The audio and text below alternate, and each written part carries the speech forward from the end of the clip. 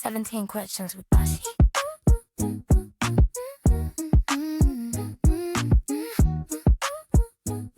17 questions with Bocce.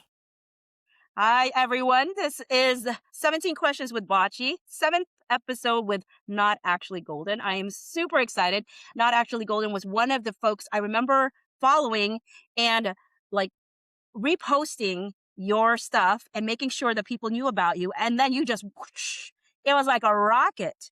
And it was so exciting. But I know definitely where to find you. But before we leap into questions, what platforms can people follow or support you at? Well, thank you for that. And you are, of course, known in the Lively Baldoni community as the person with all of the facts, the encyclopedia of facts. So thank you for keeping us all straight when we forget all of the little things. So I am not actually golden on TikTok and on YouTube. I have a Patreon that is, I think, $5 a month. That is also under Not Actually Golden. And then I have a podcast called Allegedly Golden, which I just started doing a couple of months ago, and I'm working out how to do that. I think the thing I want people to know about that is it is not repetitive of the content that I do on these other platforms. I don't just like say it on a platform and then say it on the podcast. I try to use the podcast to talk a little bit about everything that's going on. So it is new content, and that comes out every Tuesday. Oh, that's awesome. And I will say one of the things that I loved about you as a content creator, if I can call, you know, Sure. doing as a lawyer doing the content on TikTok and all these other platforms is you have brought yourself as a complete person, meaning people got into your fashion and loved just wanting to know your family and Sure. or at least your husband, and there's going to be a question coming up from one of the folks wanting to know a little bit more about that. So I'll get there. But what made you decide to start creating content about the Blake Lively versus Wayfair case? Well, mostly I was annoyed. Um, I always tell people like I'm the most surprised of anybody that I ended up like making content and loving it because I never made I was never active on social media. I never had a Facebook account, never. I had a Twitter, but I never tweeted anything. I just used it to look at the news. And I have an Instagram account that is private where I have like 50 of my close family members on it. So I never posted anything. Um, and so when I decided to post, and I've been on TikTok for a couple of years, like lurking around, because I love TikTok. Especially somebody my age, I just feel like there's two kinds of people my age, either people who are like, the young kids are doing what the young kids are doing, and I don't want to know about that, or the people like me are like, no, I want to know what everybody's doing. I want to know what everybody's saying, right? And so I love watching it, but I never planned on making any content. And then the Lively Baldoni case was filed. And I watched content for about 2 weeks, I think. I think my first video was like January of 2025. And I just got so annoyed because everybody was getting it so wrong. Not Mm, necessarily that it was their fault. It's just we have a real misunderstanding in America about sexual harassment versus sexual misconduct, and people were calling it sexual assault. And I was like, no, no, no, no, no, no. That's not how any of this works. And so my son was in a workout session with a trainer, and I was sitting in the parking lot bored, so I was like, you know what? I'm just going to throw a video up. And then it had like 300,000 views. And yeah, overnight, which was crazy. I literally woke up at 2 o'clock in the morning and I was like, oh my God. Um, and I will tell you honestly, one of the reasons I kept doing it is because one of the first things that people ask me is, oh, can you give us a tour of all your jewelry? And one of the things that I have always thought was missing from a lot of online, especially lawyer content, it's like, here's a lawyer and they talk about the law, and then there's like fashion influencers and parenting influencers. But like, why can't we see people as a whole person? To your point, like um, I'm a whole person And when I was growing up as a young girl who was like, I think I want to go to law school, there were no role models for me like that of like, yeah, you can be a lawyer and you can have all these expertise, but you can also get like really geeked out about what shoes you're going to wear. And so I was like, if I can be myself, I'll just keep doing it. And so I kept doing it and I kept being myself. And it was like, okay, it's working. And so a year plus later, here we are. Yeah, and I'm glad that you just kept going because I think you're also a great teacher. And so people learn from you, and I think a lot of us are more knowledgeable now than we were. Good. And so that's been exciting. I think people love learning. And I so agree. you're Especially you're a great women, I think, like, yeah. I have found, like 90% of my constituency is women. And I think that's something, again, like the market has really missed it that women, especially women who are like, I think most of my demographic is like 35 to 60. Um, they're just intelligent, curious people and they want to understand, right? They want somebody to just be like, here's what that really means. And I crave that content. Like, I love the medical content that I see where it's like, let me tell you what it really means when they ask for that test result. Because I'm like, oh, I want to know. And so I'm able to keep doing it because people are curious about it. And so I don't think I created a need. I think the need was there and I was just able Mm, to fill it. yeah. Now, obviously, the answer is kind of obvious here with this next question, but what lens or perspective do you bring to this case that shapes how you talk about it? Yeah, I mean, I do think it's obvious. Like, I've done discrimination, harassment, employment work as a lawyer for a very long time. Um, I think one of the things, though, that gives me more perspective, even so, like, I think, like, Little Girl Attorney has a unique perspective because she's a California lawyer and she knows about the California claims. The federal claims here, the Title VII claims, I've dealt with those a million times. But honestly, I think part of it is that a lot of the work that I've done is working with internal investigators inside organizations, right? So before it hits litigation, right? Somebody reports somebody to HR and you have to do an investigation and decide if some kind of policy was violated. And when you do that, you maybe get 20, 30, 40 cases in a year that are in court, but you can do 100 investigations in a year. And so, in addition to the actual cases I work on that get to litigation, I also see all these claims at the inside the employer level, which means I've seen hundreds and hundreds and hundreds of these cases get investigated, get people trying to figure out whether they've met the standard. And so I think I just have a lot of experience that someone who's just trying the cases in court doesn't necessarily get simply because of the volume. I also think that, and I don't know if this is just kismet or what, um, but about 4 or 5 years ago, I decided, like, I wanna try to teach. And so I started teaching civil litigation at the undergraduate level, and I fell in love with it, but it forced me to learn how to really break stuff down for folks. And I have to say that I think part of the reason why I'm good at it is because I have had years of students helping me get good at it. Because I'll Mm. say like, blah, blah, blah, does this make sense? And they're like, kind of, but can you explain it a different way? And then I have to go back and be like, well, what if I draw a chart or what if I explain it like this? And so teaching those classes has helped me get better. And it has helped me learn to anticipate what questions people are going to have so I can try to address them up front. So, yes, I have legal expertise, but I also think teaching these concepts to people and having them explain to me what does and doesn't work is sort of like the icing on the cake. That actually really makes sense, that additional level of, teaching, which we definitely pick up on. And and, when people tell you your content resonates, and do you think that's the pieces that they're connecting with most, or is it something else? I think it's hard to be objective about yourself. Um, I think part of it is that I do have a very matter of fact kind of way of talking. Um, and I've always been, I've always been a person who's like, how can I convince people to get this idea, right? I don't know if maybe I'm from an only child. So growing up in a household with two parents and my parents are super intellectual, it was just like, make your case, right? So I've been doing that for a long time. Um, I do think some of it is having years and years of experience. Like when you have a case like a sexual harassment case or an employment case, and you're a lawyer and you go into the case, whether it's something's been filed or it's internal or they've gone to HR or whatever the issue is, you have got to establish trust super fast, right?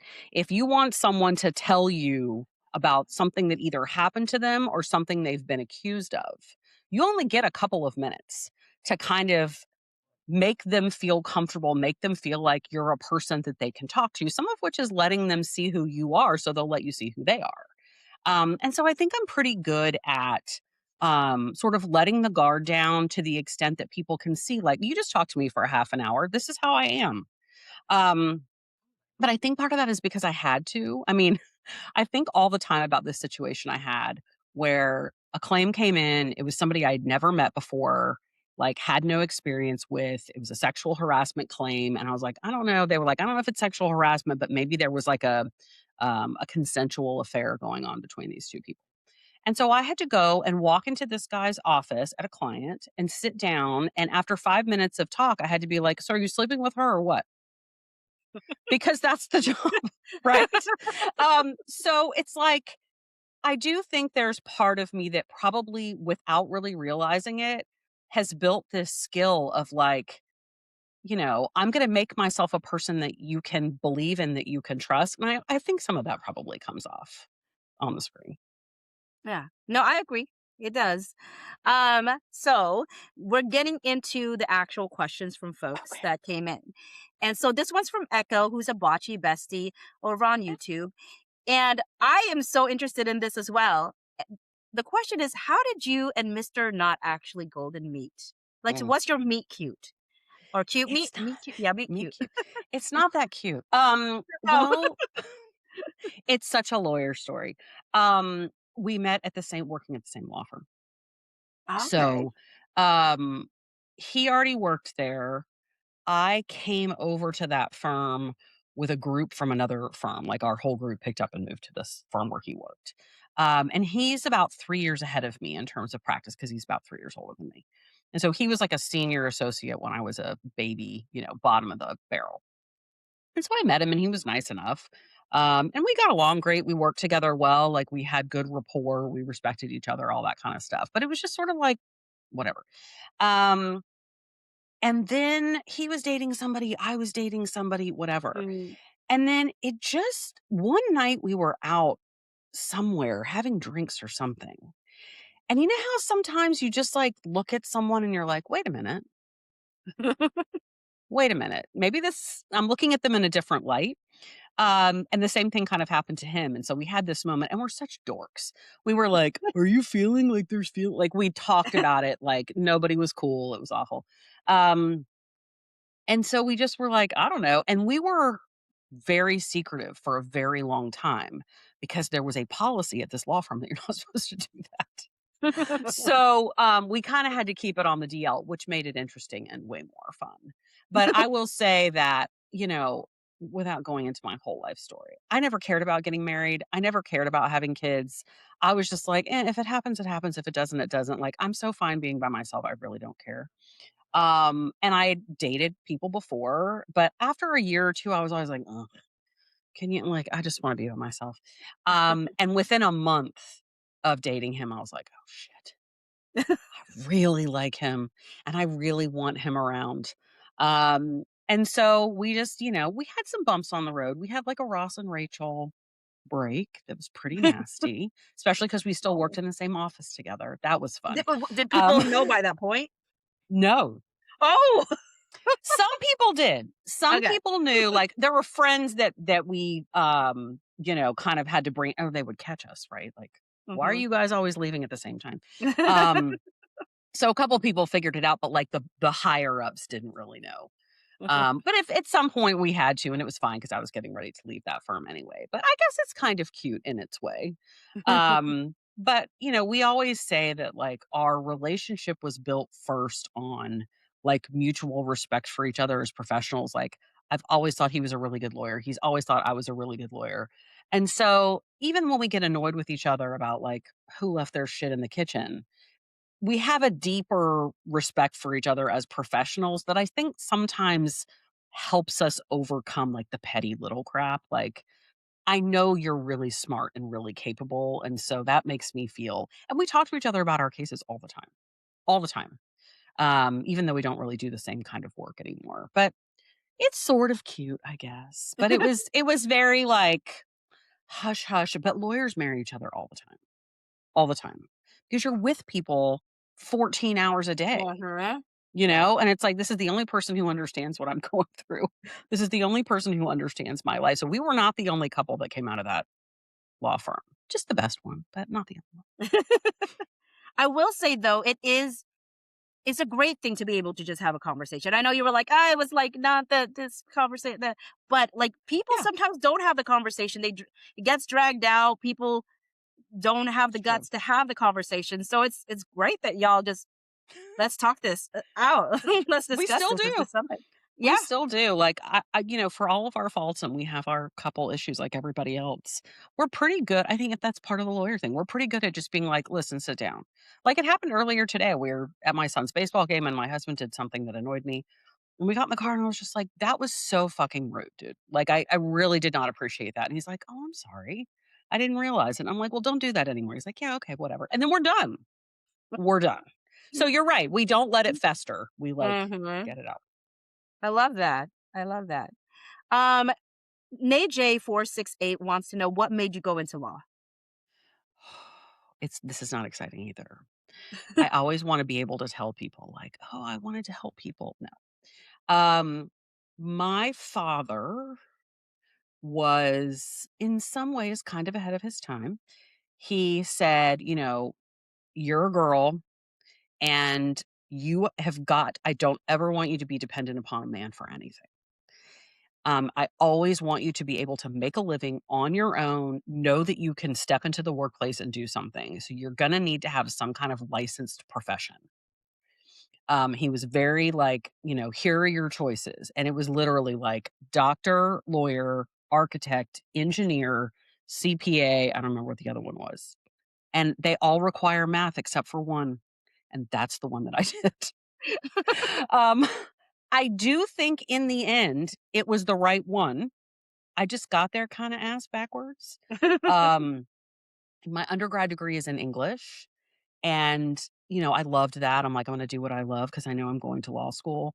But I will say that when I got to law school, that was so helpful because a lot of what law is reading stuff and analyzing it.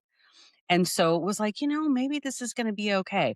But I've never had like, I never had the dreams of like standing up in a courtroom and cross examining. I mean, of course I've done it, but like I didn't have those kinds of lawyer dreams. It was just like, this is a means to an end. And I'm going to do this. And then I got to law school and I found out I was kind of decent at litigation. I never thought I would do litigation. I thought I'd be like a transactional lawyer. Mm. And then I got to law school and they're like, you're pretty good at yapping. So I was like, okay. Let's yap for a living. So I will honestly say that like law has been a career that like it's twisted and turned in ways I didn't expect it to, but I'm glad I ended up where I did. I think it was the right thing, but I can't lie to people and say like I had a passion for it. I didn't. Not at all. Well, sometimes the journey is half the fun. Uh-huh. Uh-huh. Also, when I was in undergrad, I realized when I took organic chemistry that the medical path was not going to happen. I was like, "Oh, I'm gonna be an anesthesiologist," right? And no. You have to understand chemistry to be an anesthesiologist, and that didn't happen. But I will I hear also you. say, like, I think part of the reason I like the work that I do is that it's a little it's law, but it's also business. It's also constitutional stuff. It's all right. It's all mixed in there. Like it's not like I just sit there and look at legal books all day. The questions are usually much bigger and broader than that. Well, Just Khaleesi, who's a bocce buddy, said, "What is the most surprising thing you've learned from the Wayfarer case?" God. Ugh. Okay. I will say officially that the most surprising thing is I think like a lot of people, I've been surprised at how much horseshit People Magazine is. Like, Oh. I didn't know it was that bad. I knew that it was, like, gossipy, but, like, it was always the one where it's like, "Yeah, but it's run by a big company, and they have to have Mm, sourcing, and it's not TMZ or what." Uh, After this, I'm like, they just make stuff up. They just make stuff up, just like everybody else, or they take whatever a publicist has given them. So mhm. I have really, like, my view of all of those kinds of sites now has obviously changed because now I can see through a lot of it. Um, Unofficially, the most surprising thing is who Ryan Reynolds turned out to be. Mm.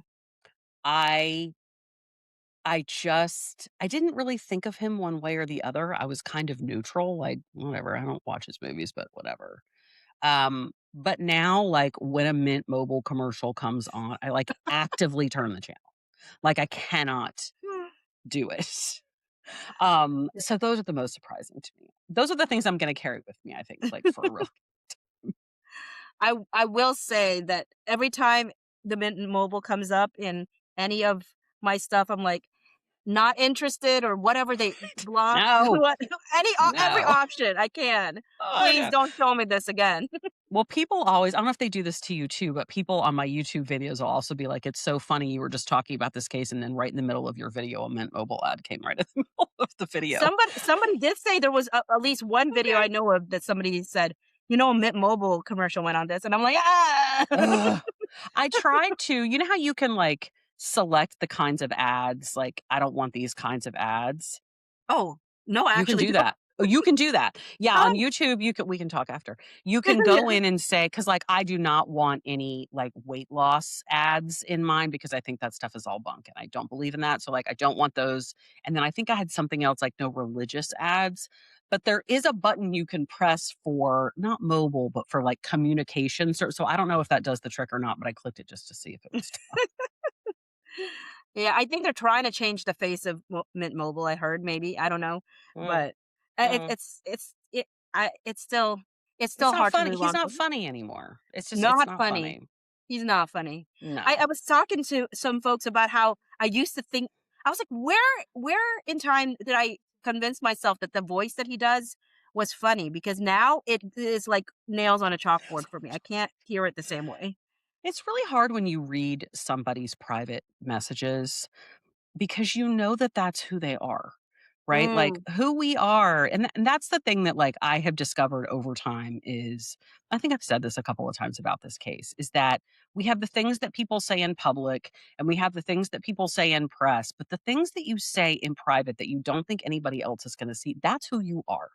And so when you see that stuff from someone, you know, like, oh, that's what they were saying when they thought nobody was watching. And mhm. right? So they weren't doing it for anybody to view. That's just who they are. And just some of the stuff we've seen from him, like, regardless of the merits of the case, is just not funny. And no. Mm-mm. I will say too, it's kind of funny to me how he was thinking that Justin was doing all this stuff. And literally Justin's text messages don't convey any of those things at all. So I felt like No. every accusation is a confession from the Reynolds clan over Yes. there. I would And agree. I'm saying, I think this is about you, Ryan. This is not about Justin because Justin was stressed out, was like Right. anxiety driven. I mean, he just wanted to have peace. Yeah. And Well, I so it think was too just that's part of what I learned about Heath through all of this is looking at I didn't know anything. I didn't know the man existed, right? Who I've learned through his private text message, that's who I assume he really is. And there were just so many times when he could have blown up and been rude and pointed fingers and blamed, and he never did. And that mm, means something to me. It doesn't mean he's right about everything. But again, when you see into somebody's private messages, you're like, okay, that's who that person is. And the contrast could not be bigger. exactly. I agree. Okay, so do you think this is from Theon Okay. W12, Bocce Bestie. So, do you think PR will ever be the same after everything that's come out of this case? I don't celebrity PR, no. I think that too many people, even the people who don't follow it as closely as we do, I think too many people, too much information has started to get out there about how this stuff is done.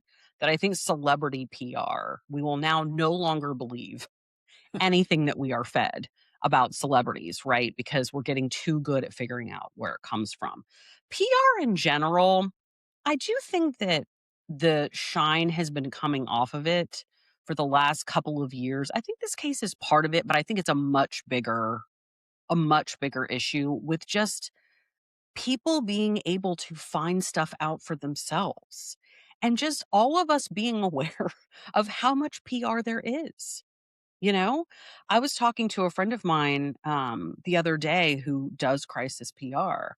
And he was like, the thing that sucks about doing crisis PR is that you want to use the clients you've got to get other clients, but no one wants anyone to know that they have crisis PR on retainer. And I'm like, but that's silly because everybody knows now, right? Like everybody knows that everybody has crisis PR. So, like, I think it's part of a bigger trend of us just recognizing what's happening. But I think in terms of celebrities, in terms of knowing how the publicists work with the publications, I mean, some of the craziest stuff I saw that I had no idea it happened at this level were those messages between Leslie Sloan and Melissa Nathan's sister, Mhm. where she's telling her, "Take that out, put this in, add this." I'm like, "She's writing the article. She is Mhm. writing the article." And I thought they leaned on people, right? I thought it was like, "Hey, can I get a better thing and I'll give you an exclusive on this." But I don't think I realized it was that bad. I will never look at it the same ever again. Yeah. No, I agree. It's a wild thing that Blake Lively really thought she was just blowing the lid off of Justin Baldoni's PR. And I'm like, no, nobody trusts your PR. No, Nobody trusts anybody's PR. no, Nobody not trusts anymore. anybody anymore. And what Justin Baldoni was saying in his deposition, right, was it did bother me that they announced that I had a crisis PR person because I had never seen that happen before. And Right.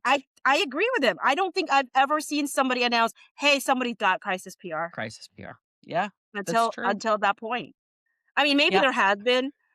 I just never recall. I never paid attention to it, right? I Yeah. think I've been saying for a long time, I think you probably have too, that I think the people in Hollywood are probably furious with her because her insisting on pushing this has let us all tune into how all of the sausage is made. Mhm. And I think that seeps into the culture, right? Like, again, even people who don't follow this closely, it seeps in little by little. And it's like, if I was somebody who was doing Jen Abel's job or Melissa Nathan's job right now, I'd be like, shit, they're going Yeah. to know, right? Do people Mhm. care? Does it matter? So, yeah, I definitely think that's probably the long term legacy of this case, whether they want it to be or not. Absolutely. I mean, to some degree, though, I am thankful that Blake Lively did this. I mean, in the Hmm. sense of blow it wide open. I'm glad. Agreed. As frustrated as I am about this whole case, I'm glad to know that piece. Because now I'm glad Yeah. to not ever trust anything I read ever Yeah. again. I agree. Like, I know that, it's easy for me to say because I'm not sitting, where Justin Baldoni or Jamie Heath are sitting being accused of something, which is hard.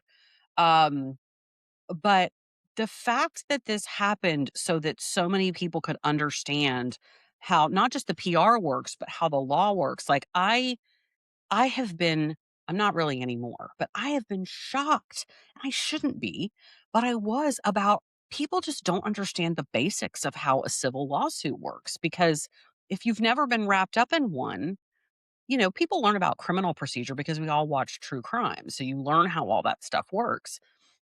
But just people understanding the basics of like what you can and can't do and what the words mean and all of that. If people learned from that, then this case is worth it Mm, because that is part and this is part of the reason I continue to do this is that is part of how the media is able to fool people is because they don't know any better. So it'll say like so and so sues, jury trial demanded, and then I can come in and be like, you guys, everybody demands a jury trial. That doesn't mean anything. It's not, Yeah. which I'm sure they don't like, right? But I feel like it's understanding how PR works, but also understanding how these lawsuits work that empowers people in a way that I think they haven't been before, and I think they deserve to be. Ooh, this is not one of the 17 questions, but I did wonder, do you feel like the lack of people's understanding about the law has allowed because I feel like Blake Lively's lawyers have used the docket as Mhm. PR means. Obviously, some people think that Wayfarer has too, but a part of me feels like I don't see that. I don't see them putting out as much, I guess, as I've seen Blake Lively. I don't even recall anything that Wayfarer has put out in regards to it. But um, do you think that they hope that people don't understand? And Yes. Oh yeah. yeah. Oh yeah. I think, and I don't think it's just. I don't want to, point my. It's happening with Tyler Perry too. Like, it's Really? happening with I'm starting to notice it's happening with all of these cases. Oh. Um, there's a Tyler Perry case where, a couple of weeks ago, he's been sued by 2 different men, both of who worked with him on different projects, who say that he assaulted them. Oh. And a couple of weeks ago, he filed his response in the case, in one of the cases, the newest one. And the big headline was Tyler Perry responds, denies each and every allegation, is defending vigorously. And I'm like, okay, first of all, everybody denies every allegation in the complaint. That's what the defendant does, is know you're wrong. And also, if you were really defending it vigorously, you would be filing a motion to dismiss it. So Mm. yeah, I think that people who are high profile, who are engaged in lawsuits, use people's ignorance all the time. It's one of the things that keeps me like riled up because, it's not people's fault. They haven't been taught this. And so when they see a really famous person who has a lot of lawyers say, like, this is what's happening, they believe that that's what's happening. And I care less about the individual celebrity than I do that, like, people deserve to know how this shit actually works. Our tax dollars pay for it. We deserve to Mhm. know how it works. Right? So Yeah. yeah, absolutely. I think that I think there have been something you didn't ask this, but I think there have been some things in this case that have been it's a really contentious case. And in a really contentious case, the docket looks like this, where everybody's constantly accusing each other of doing stuff and it's absolutely exhausting. And so it's hard to tell how much of it is actual um, you know, disputes, and that you can tell they all hate each other. Actual disputes versus PR. But then there are things like what happened, was it today or yesterday, where Wayfarer asked for this extension. The judge granted it, I think, before Lively even responded. That response served no purpose other than to tell us what they wanted us to hear. Um, but that's new to me.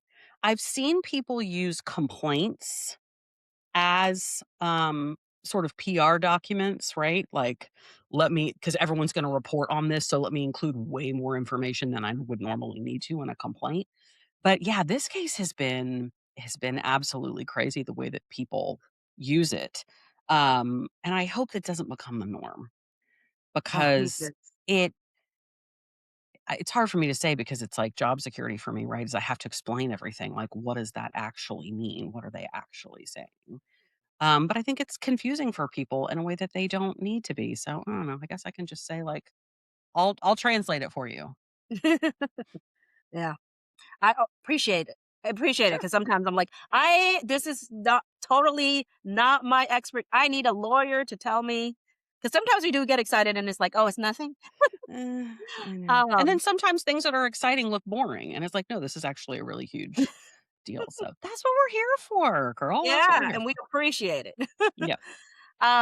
What was the initial piece of misinformation that made you start digging into this case? Um, it was really the conflation of sexual harassment and sexual assault.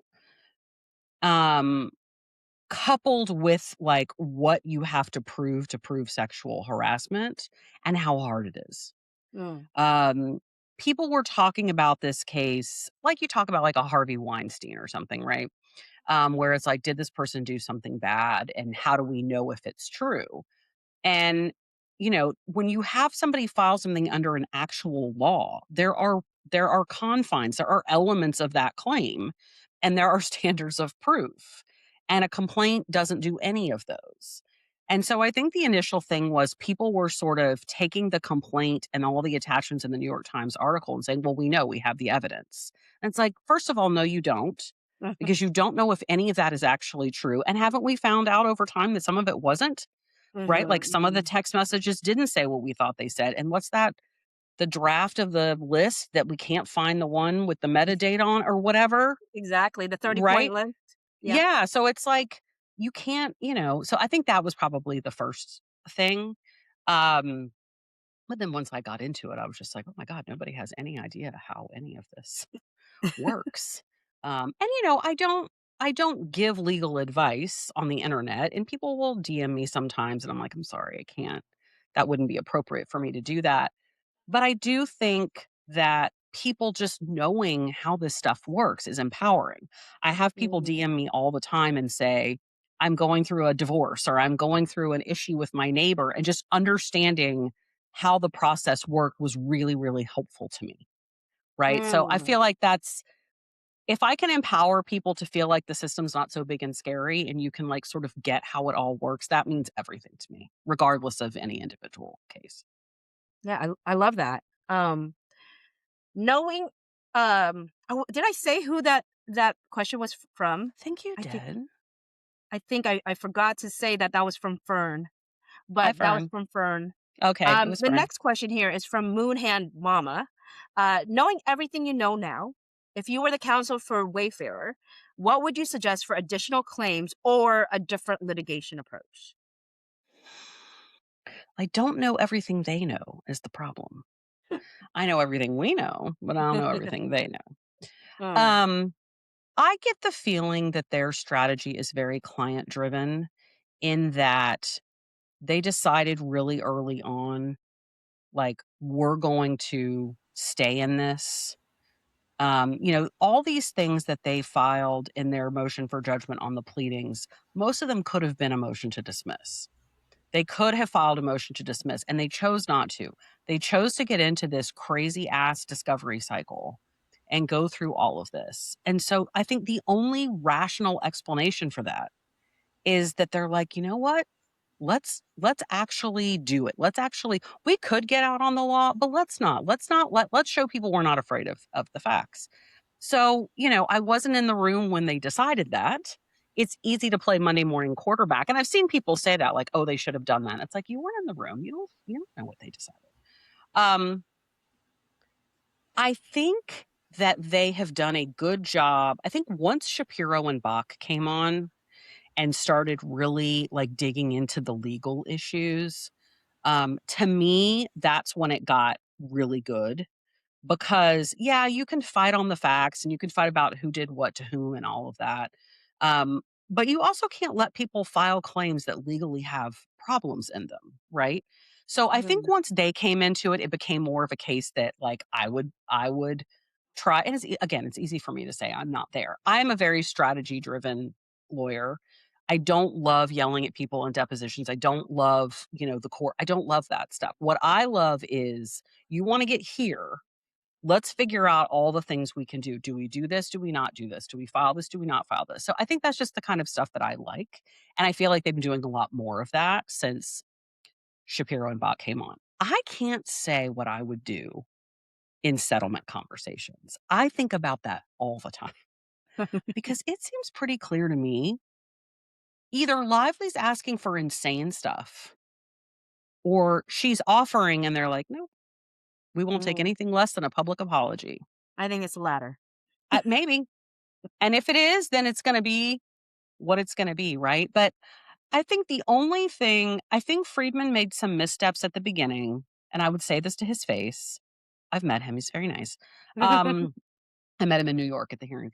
Um, he made some, he has a very bombastic style, And Mhm. I think he made some comments that were not aligned with the way that Baldoni and Heath like to present themselves. Yeah. And so I think they were kind of a weird match at the beginning, right? It was sort of Mhm. like these guys have this reputation and they're trying to sit on this reputation of being like really kind and decent people. And then they've got this guy going on TV and talking about deposing her at Madison Square Garden, right? But I think that that has gotten much better over time. I think that they have, and I think bringing on the other people, and I think having Kevin Fritz in there, and I think having Shapiro, like I think, I know Kevin, he's so nice.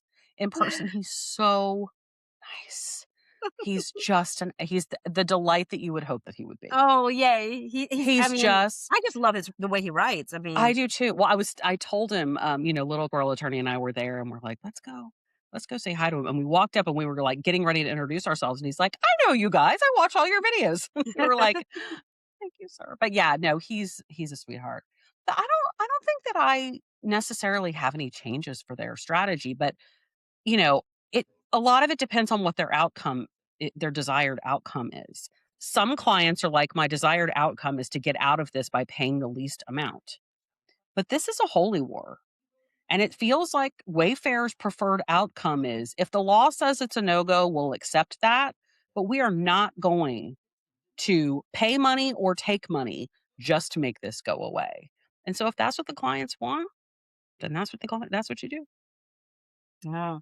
I will say that I think Judge Lyman had wished they had requested a motion to dismiss. I think so. I think he made a point to say that to them, I that do they too. could have requested this, and I I do too. think because I think he saw the weakness as well of this Yeah. case. We all saw it. All the lawyers saw it. We just didn't all say it because it's like you don't want to. That's the other weird thing about this job is it's like people are like don't give anybody any ideas, and you're like, you guys, they thought of these things, but sometimes you're like, I don't know. Did they? I do I think to agree with you. some degree. Oh, go ahead. No, I just agree with you that he was probably like, why didn't you guys file this months ago? You could have saved us all a lot of time. Yeah. Oh, yeah, definitely. Um, a part of me wondered if he just did the biggest when he got that letter going, Mm. 1,000 exhibits and 100 not even part of discovery? Yeah, Like, are you kidding me? But, um, but I do think that part of the reason, and I don't know if people are like, well, if they did this, that, that would be wrong or whatever. But I do think the reason that Wayfarer chose not to do a motion to dismiss was so that all the facts could come out. As much I as agree. much of the facts can come out. Because if the motion to dismiss happened and because the case was weak, they knew it'd be thrown out, Blake Lively would have just gone back into the media and spun and spun and spun and created the narrative, and they would have no way of proving their case. And so Right. I do think that once discovery happened and they knew that they had all the things to show that she had been lying, then it felt safer to go, okay, now we can do the motion, the MJOP and the MSJ, because now we can say not only is it based off of the law, we can say now it's based off of the facts of the case. There Yeah. is, this should not move forward. Um, I think, but I don't know if that's me I as think a you're probably non right. lawyer. No, I think you're right. I totally think you're right. I think that at the beginning they knew, and it was all the public issue, right? Was at the beginning where they were like, if we get this thing kicked, she's going to say they're scared of me, they're scared of going to court, blah blah blah blah. Them filing their own case, which was dismissed, that allowed them to get out a ton of information. I still to this day don't think they really care about that case. I think they just wanted that so that they could have an excuse to dump all that stuff onto the docket. But you're right. I think that's exactly what the narrative would have been. And I think they've just had to suffer the slings and arrows of having it go on this long. I don't know that they thought it was going to be this hard fought. I didn't know that they thought it was going to be fighting over every single little thing. But I think no matter if you're being objective and you're honestly trying to look at the truth, I think there's no explanation I mean, what are you going to say that these people don't know how to file a motion to dismiss? I'm pretty sure they do. I'm pretty Mhm. sure that Mitch Schuster and Brian Friedman know how to file a motion to dismiss. The only reason for them not to is because they weren't scared of what was going Mhm. to come out. And whether you like what came out or not, Uh-huh. I don't think there's any other conclusion to reach other than that was the strategy. I think you're absolutely right. And I think Judge Lyman definitely was like, guys, I mean, I could see at the very beginning, like, this retaliation claim has got a lot of problems. And, the sexual harassment, you're like, I don't know, I kind of need to see more of the information on the ground. But it's like, severe and pervasive. Like it was not a weak case, but it was not super strong either. And I'm sure he saw the flaws in it. And I agree with you. I'm sure he was like, really, guys, now? I think that's why he said, no, I'm not going to do it. I'm going to do it with the summary judgment motion. And he was like, oh, so now you're in a rush? No. But, keep in mind too, he knows what he's going to rule. They've already written it. They're just batting it back and forth. So I guess we'll find out on April 2nd, at least, what's gonna Really? happen. So it's you say it's already written? Because Oh, yeah. everybody's waiting with bated breath. Just Oh, like, it's been when written. is Oh, it's been written. They're editing it. They're going back and forth and checking cases and putting in citations to different records. They've probably been writing it since January. But, it's Mm, like you write. I mean, remember, they've got 150 other cases too, remember? yeah. But, you write it and then somebody's like, hey, go research this side issue. And hey, can you put on the citations to the evidence for this? And then the judge takes it home and reads it over the weekend and is like, I don't like this argument. We need to change this. So that's what's been happening for the last several months. Mm, But, since today, I don't know what day you're gonna actually put this on YouTube, but today he entered this order saying we're gonna have a case management conference on the evening of April 2nd, which yeah. means that we will know by then what his decision is. Oh, that's what He that means? well, if they're gonna discuss trial, then either everyone's gonna have to know by that date what's going to trial. I So, or see. if there's going to be one. So either he's going to tell them in that hearing, which I doubt, or Mm, he's going to drop it the couple of days before to let them figure out where are we going from here. So by April 2nd, we'll know mm. what's going on. Yeah, we'll know. Ooh. By what is that, next Thursday?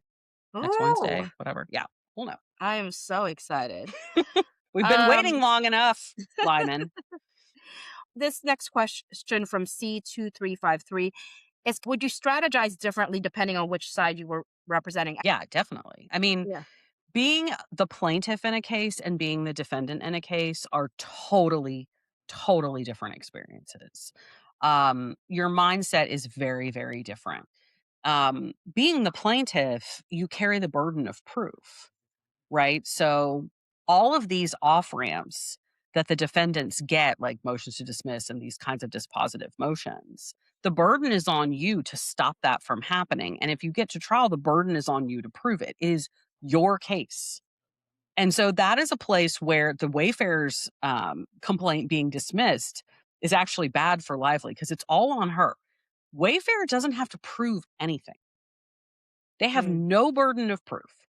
Their Oh. only job is to stop her from proving things. Mm. So when you're on that side, it's not less pressure, but it's different pressure, right? Oh. On her side, she's got the strategy of I need to get everything I want to get. I need to make sure that I've put a case together that I can build it to a preponderance of the evidence. I can present it to a jury in exactly the way that I want them to hear it. I can connect the dots. I can blah, blah, blah, blah, blah. Whereas on the Wayfarer side, it's like, let's just poke holes.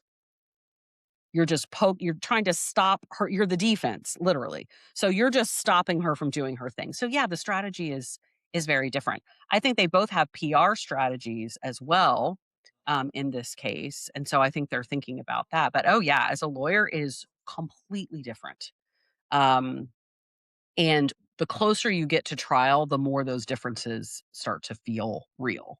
Mm. Because when she's putting together an exhibit list and a witness list, it's like, I have to meet the burden of, I have to prove every single little piece of my case so that when I go in front of a jury in closing argument, I can say, here's the instructions on the law. I've met every little thing. Whereas all Wayfarer has to do is say she didn't do what she said she was going to do. Yeah. So it's different. Hmm. I guess that explains how she's acting to some degree, maybe. At Maybe. the same time, I don't understand. I actually still don't understand half of the decisions she's been making. Well, I mean, I think people picked up on this, which is true, that um, uh, what's the main guy? Gottlieb. Gottlieb does a lot of plaintiff's work. So this is very like him, right? He tends to be like a sort of aggressive and like my client has a case kind of thing. But Ezra Hudson is a defense lawyer. She's an employer's lawyer. She represents employers the vast, vast majority of the time. And so she does things that feel like defense in a case where she's the plaintiff. And Okay, it okay, does yes, feel weird. No, you're yes, totally right. It's like, why are you acting like you're the defendant? You're the plaintiff. You brought yes. the case. So yeah, no, I think people pick up on that and it's true. I see things where it's like, but that's what a defense lawyer would say. So I think Mm-hmm. she's a little, I think that bleeds through for sure. Mm. That is so interesting. I mean, I couldn't verbalize it, but that's what it was. Yeah. Sometimes I feel like she acts more like the defendant than the plaintiff, and I'm like, what is happening? Well, it's like, Um, you got us here and you're here. And it's like, you filed the case, sis. Like, we're here yeah. because you said we're here. Like, if you want to not do this anymore, that's cool. No, you're right. It is. And I've talked to a lot of other lawyers about that, about how like it really just reads as like, oh, that's a defense lawyer's argument. And it's like, yeah, but she's the plaintiff. And I'm like, really? Yeah. Yeah. It is really very interesting. All right. The next one is from a bocce buddy, Ralph, 1833. Says, if the sexual harassment claim gets dismissed, does that automatically weaken or eliminate the retaliation claim? Ooh. It doesn't eliminate it because you don't have to prove that sexual harassment happened to have retaliation. You just have to prove that sexual harassment was reported, even if it turns out that sexual harassment didn't actually occur. So it doesn't eliminate it. Where it could weaken it is if part of the reason why there were to be a finding that there's no sexual harassment is because you never reported it to anybody. Because you do have to have the reporting to have the retaliation. I think I've been thinking about there's a lot of different combinations that are possible of how this order could come out and like what claims are left. And one of the most interesting thought experiments is what if you get either the retaliation claims or the sexual harassment claims going to trial, but not both? Mm, mhm, And it really changes the evidence that each side can use, right? If there were, let's say the retaliation claims go away and all that's left is the sexual harassment to go to trial, a lot of the information about all the stuff that happened on like doesn't matter. mhm, It becomes a much more narrow case. Whereas if it's the other way, then a lot more stuff comes in. So no, I don't think it would eliminate it, but I do think it could weaken it. If there were to be a finding like by a jury that there's no sexual harassment because we just don't believe her that these things occurred, then they're mhm, probably also not going to believe her that she reported them to anyone, mhm. which means there's no protected activity, which means there's no retaliation. Now, I've not always said this, but she didn't go to HR, but she did go to the general counsel, right? I think so. So she she didn't go to HR, but she did go to general counsel. And to me, doesn't that say that that is more of a contract renegotiation conversation? Or is No, it because in lieu of her saying that or is it because she says in lieu of an HR complaint or a formal HR complaint, that right. is in essence saying that is a The means of 17 reporting? point list.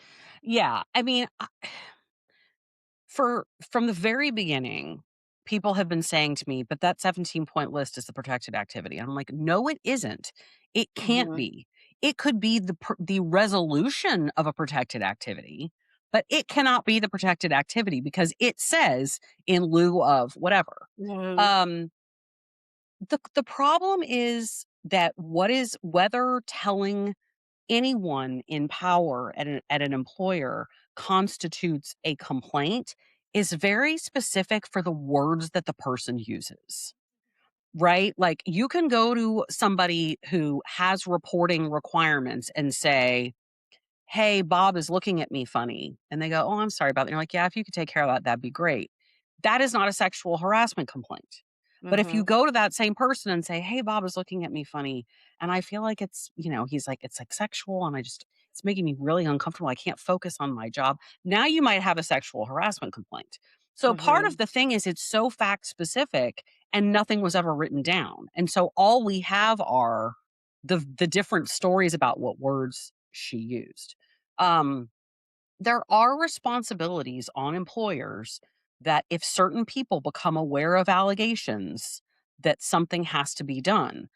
The issues here are who was the employer, like, the company versus Wayfarer, and what did she say? What did Mhm. she say? Did she put them on notice or did she just put them on notice that, like, I'm the lead actress and I'm not happy? Mhm. Because one Mhm. requires action and one doesn't. Um, but I do think it's important that people know that you don't have to, like, write on a piece of paper, "I not actually golden and being sexually harassed by my supervisor," to make Mhm. a sexual harassment complaint. You don't. Mhm. But you have to do more than say, like, "My work sucks. We got issues over here." You have to do more than that. Mhm. So, I don't know. I don't think she definitely doesn't have a slam dunk on that. But honestly, when it comes to retaliation, I think she has a much bigger problem with the other parts of the claim. I think she has a much bigger problem on um her damages for her hair care line Mhm. being an adverse employment action for a job she no longer had. I think that's a problem. And I think the causation of, even if she did complain, proving that that was the only reason that people started talking shit about her on social media, I just think that's, like, impossible for her to Yeah. prove. So that's why I haven't focused on the protected activity much, because I think the rest of the claim is weak on its own. I think the biggest thing that Blake Lively has shown to care about the most was the retaliation. Oh, yeah. And I do think for her, if the retaliation goes out, I don't know if she cares enough about the sexual harassment to continue, but I Agreed. think she feels like she probably has to because she tried to be like the face of 47.1. I really care about women. I da da da da da. Even though I don't think anything she did in that film showed that she cared about the women, that she got fired, um, or got replaced with men. So I don't know, but Yeah. I think about that a lot. Like, would she wanna go to trial on that? And, like, I think you're right, she probably wouldn't, because I don't think it's a great case, and I think she has a 50-50 shot at best. Um, but will Wayfarer let her not? I mean, if yeah, Wayfarer says we're going, we're going. I I mean, the think we're other going. thing that, like, you know, I have and I don't talk about the Depp Heard case very often because people get really, like, their panties in a wad about it. But there are people who very much feel that Amber Heard was railroaded because we didn't believe women. And I completely respect their right to believe that. I watched that entire trial from opening to closing, and Depp proved that case far beyond like, I'm sorry, but he did. And we'll never know what really happened. But the point I'm trying to get to is there will be people who will believe Blake Lively no matter what happens, right? Who they have been with her since the beginning. They're with her now.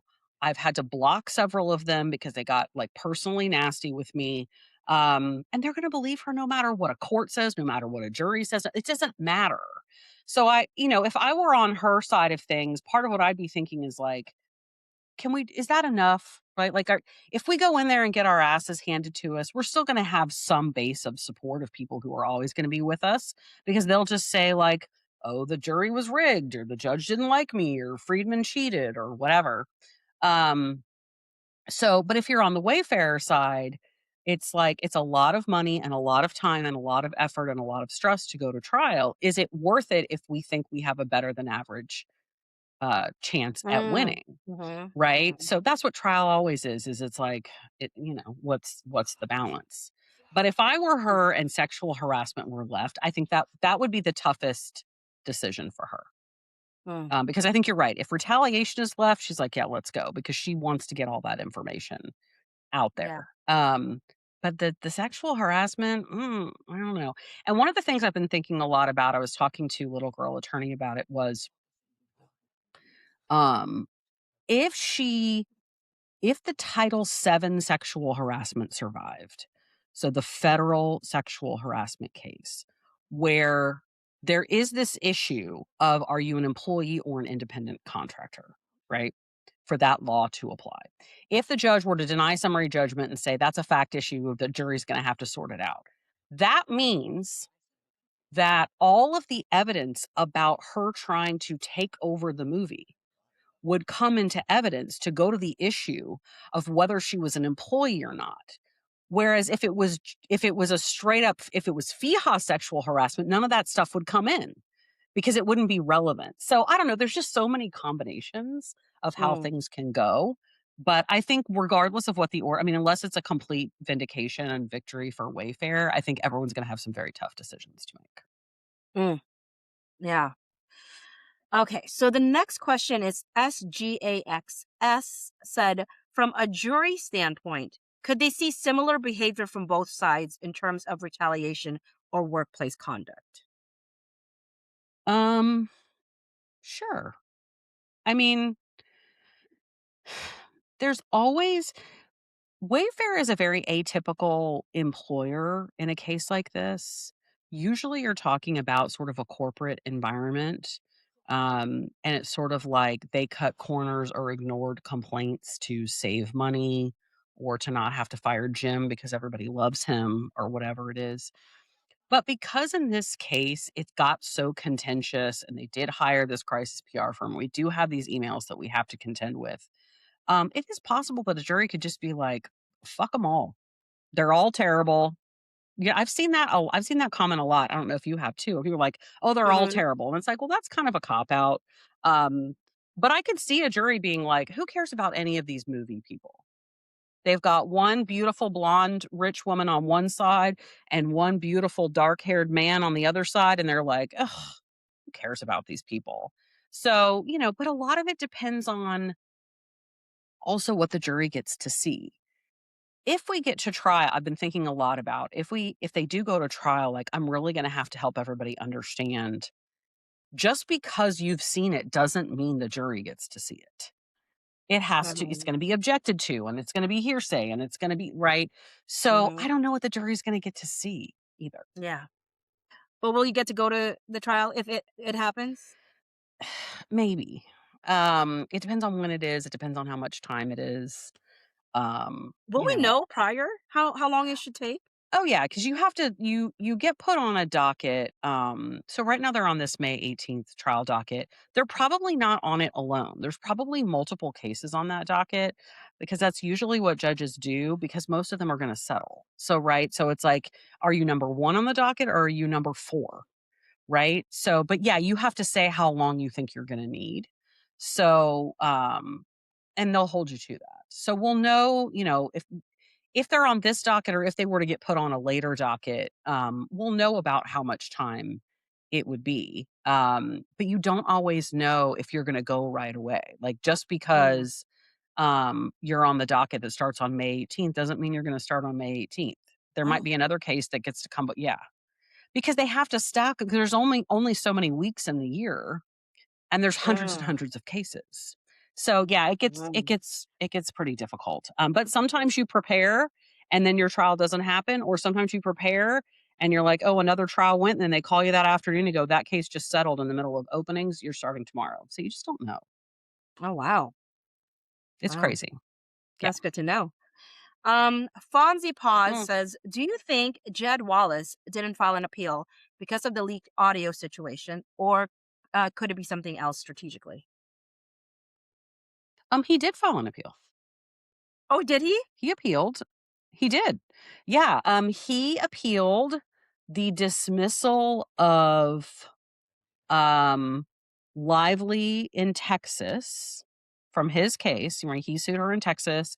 She got it dismissed for lack of personal jurisdiction. He appealed it to the Fifth Circuit Court of Appeal. It's in the Fifth Circuit Court of Appeal right now. Okay, that's good to know. I mean, I put Yeah. down the Now question, I but don't I didn't know know. if he's using it as leverage or well, I mean, it's not a very interesting issue, right? Because it's personal jurisdiction. But, if you're him And he has a very good lawyer, right? If you're him, it's like you might as well file the appeal to use as leverage anyway. To be like, Mm, hey, you might have to deal with this appeal. And even though he's not a party anymore, he's obviously still a witness. I mean, yes, since we got that recording, it's like, I don't know that I'd want to be calling that guy as a witness. He's pretty radioactive. Um, mhm. but no, he does have an appeal going on. I will say, and I don't know what I feel about the other parties in regards to Fair enough. Melissa or Jed or what they were doing, Yeah. um, but not necessarily with this case because there's nothing. I said there's something to be said that Blake Lively has found things for other people and can't find for anything for herself because that doesn't Good help point. her case. It says, look, it is traceable, and if there's nothing to trace for Right. you, that most likely means It's a nothing's very good there for point. you.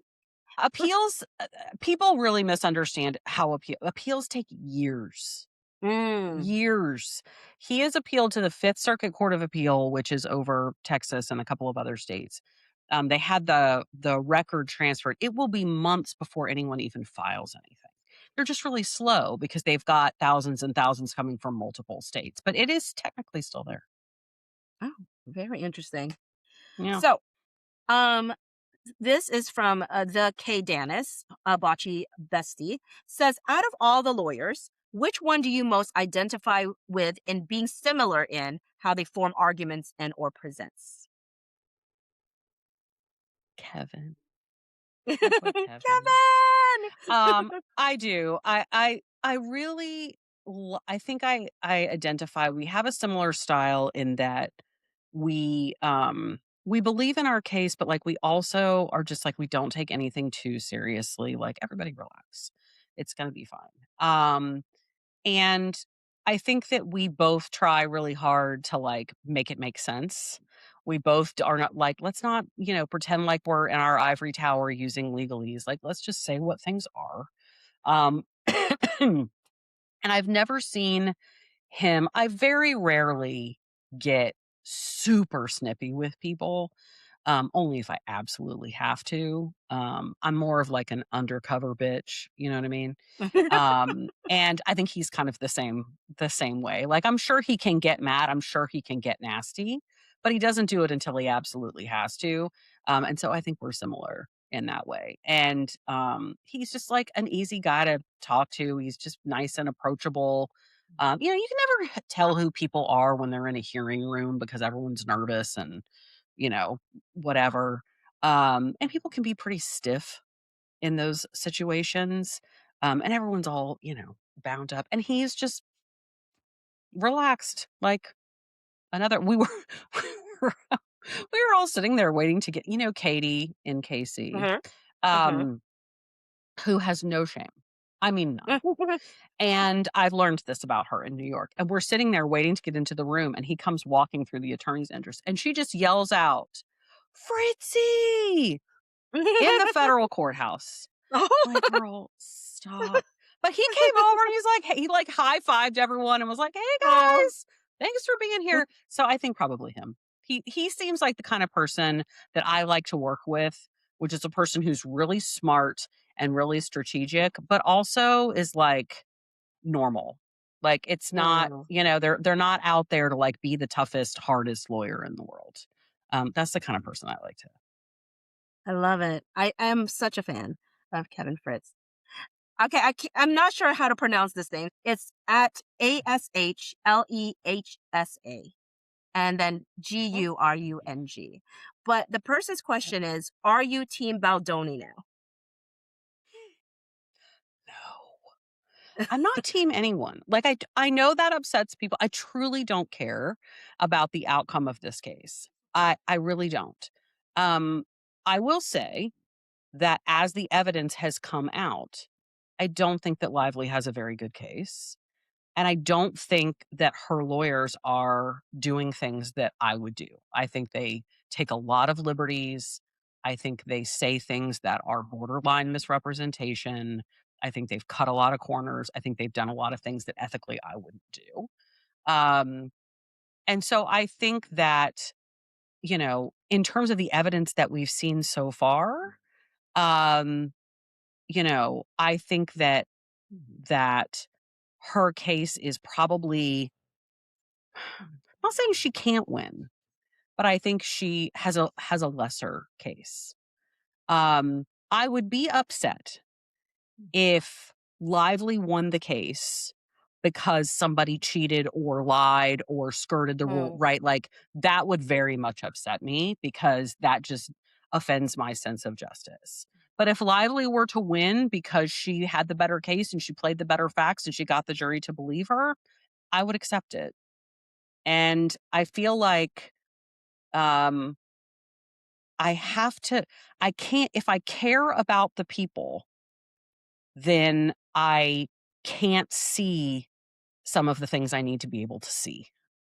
If I have a preferred outcome, I can't see the stuff for what it is. And so I just don't let myself go there. But I will also say that I hope that I never meet Ryan Reynolds. I never want to lay eyes on that person.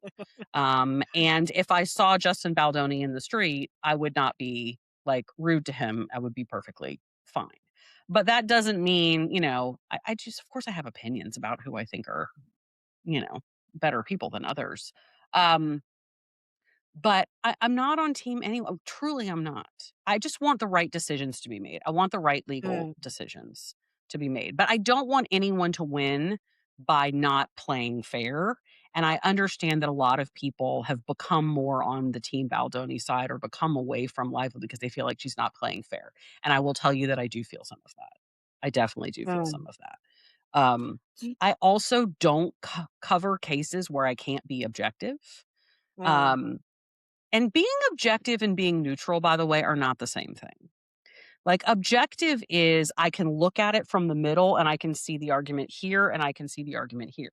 It doesn't mean that sometimes I'm like, I don't know, I think I believe this person over this. Of course I do. Right. But if I can't be objective, I don't think I'm helping anyone. And like a lot of people asked me back when it happened about the cases that came out of that Camp Mystic thing, where, those poor young girls were mm, drowned at that camp in Texas. mm, And there was a big lawsuit about it. And I said, I can't be objective. I can't. mm. As a mother, I cannot look at both sides of that. I just can't. So I know that's probably not the answer most people want to hear. But I really am not on a team. I'm really not. Do you think that part of the sketchiness in which these lawyers have engaged, do you think that that is because of the client's request to Yes. figure it out Yes. somehow? Yes, I do. I think that um they are pushing at the level that she wants them to push because that's the job, right? And I think that they have, and I've said this very openly, it's gotten me a lot of hate. That they have done things that I would say, I'm sorry, I'm not doing that. Like you can find another lawyer. I'm not going to do that.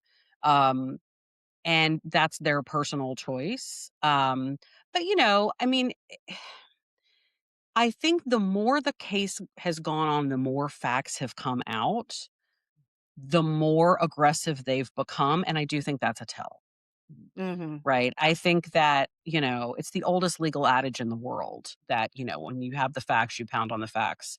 When you have the law, you pound on the law. When you have neither, you pound on the table.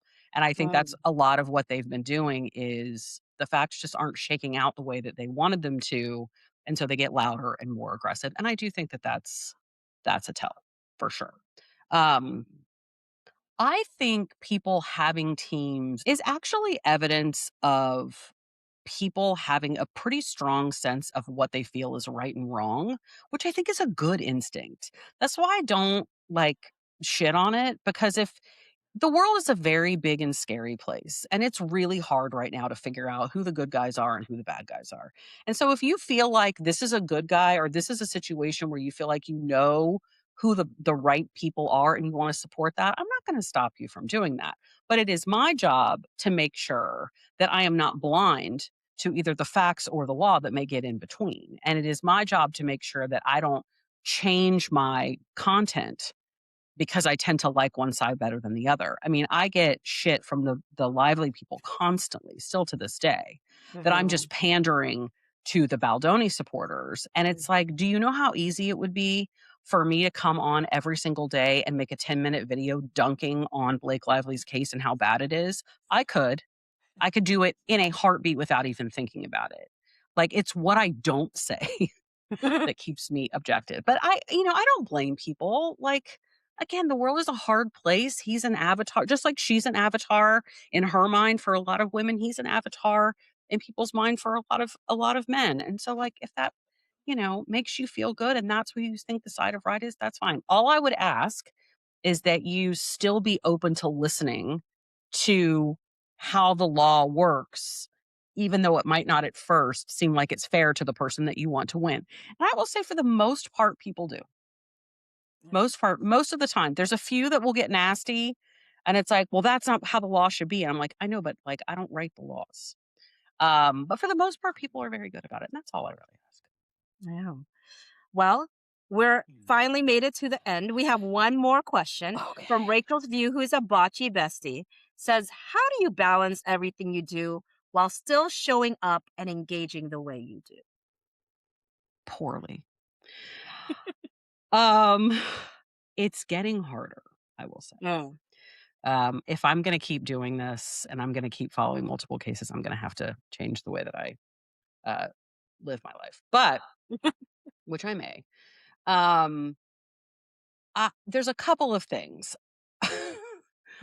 I am very fortunate that I have a spouse who knows and has known, like I said earlier, I'm an only child. I love to be by myself. Like it's my favorite thing on earth.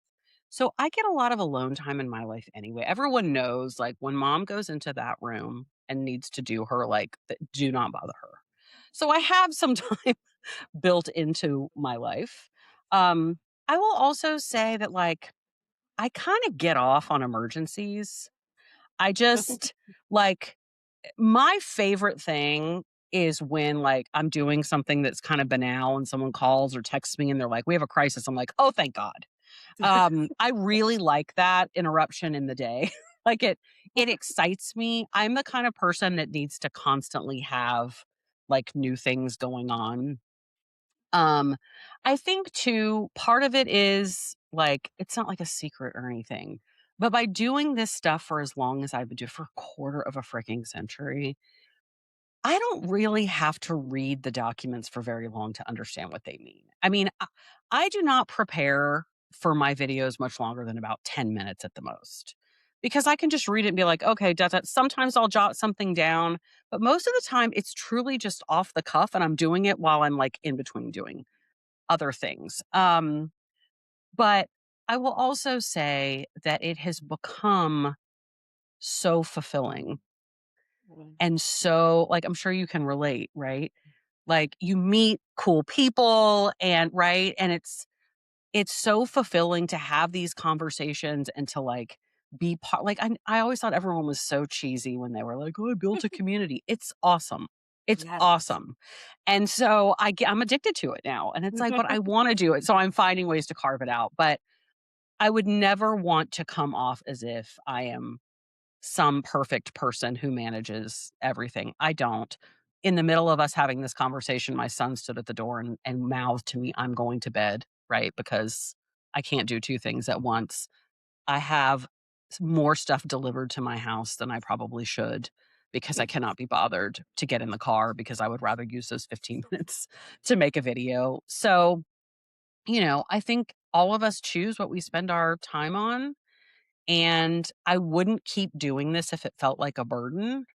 I do it because it feels exhilarating and Mm. exciting, and so that makes me want I'm sure you feel the same way. It's like when Yeah. something happens, you're like, "Oh my god, I wanna talk to my" and by the way, people in my regular life do not care about this case at all. My husband doesn't care, my kid doesn't care, none of my friends care. They only care to the extent that I care. But it's like, I gotta talk to the people about this. No one else is gonna talk to me about this. But I'm like every working mom where it's like, how many hours are there in the day? And then I also have to fit into the day, like, how am I gonna scroll in the dark? Because, that's how we like recharge. But I don't have any great advice for anybody, and I would never try to give it if I did. A lot of it is, frankly, that I'm really, really privileged in my life that I am able to pay people to do a lot of the things that other people are not able. Like, I haven't cleaned my house in 20 years, right? So, like, I'm able to do That must be that, nice. and yeah, and I I would yeah. love that. Oh my god, it's the best. It's the best. And I think but that ta you know, that car I can order all my groceries. I can have somebody pick up my kid from school. I can right? So, I think that one of the things like, yes, I have a very busy full-time job, but also I have a job that pays me well enough that when I have my free time, it's pretty free. I can be with my family, I can watch TV, whatever, and I can do this. Well, thank you for spending so much time with me. I Sure. really appreciate it. Do you have any final words you want to share with folks or any parting Um thoughts? I just want to say, I guess, thank you to everybody who is following you and I'm just so encouraged by the curiosity and thoughtfulness of people, right? There are people who are terrible and there are people who get into comments and say all kinds of nasty things. But the vast majority of people, like, we get fascinated by things. Who's to say why? We're interested in it. We want to know more about it. And I just feel like that has to be a good thing, right? Like, Yeah. oh, sometimes people will say, like, "Oh, who cares about Blake Lively?" I'm like, "It's not about Blake. It's about a much, much bigger thing, multiple things, actually." Um, so I would just say thank you to everybody who engages with this stuff and gets as obsessed with this stuff as we do.